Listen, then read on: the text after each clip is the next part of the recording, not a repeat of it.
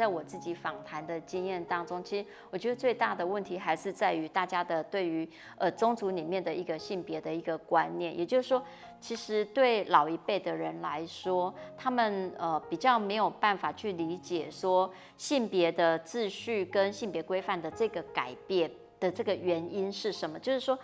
很多的宗长年长的宗长，他们其实已经去把性别，就男性应该怎么样，跟女性应该怎么样本质化了哈。那也刻板印象化，就是认为说女性就是嫁出去啊，那嫁出去其实就是离开我们本家。那对他们这个观念是其实上很难改变，所以女性一旦嫁出去，不属于本家的这个观念，如果没有改变的话，就很难让未婚的女儿，甚至是离婚的女儿，重新再回到这个自己的宗族跟家族里面。像我这边会用重新回到，其实我在讲这4个字的时候，我自己都在思考，为什么是重新回到？其实他一个人即使有婚姻，他其实也不应该哈，就是说他不应该离开他的原生家庭，因为我们去组成一个家庭，事实上是男生跟女生，或者是现在2019年之后同婚哈748那个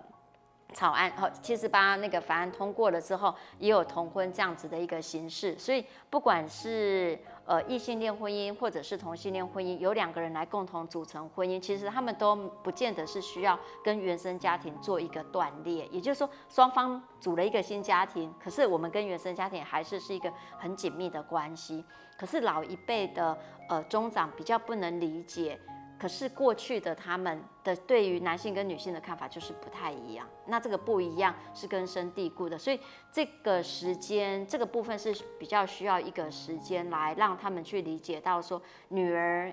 不是嫁出去，那女儿是其实还是跟我们的原生家庭、原生宗族是在一起的，她也是这个宗族的一个成员这样子。那这个观念只要改变的话，入主塔或者是姑婆牌位，其实就会比较在技术上就会是比较好去解决跟处理的一个部分，或者是祭祀规定这个部分都是一个比较好可以改变的部分，这样子。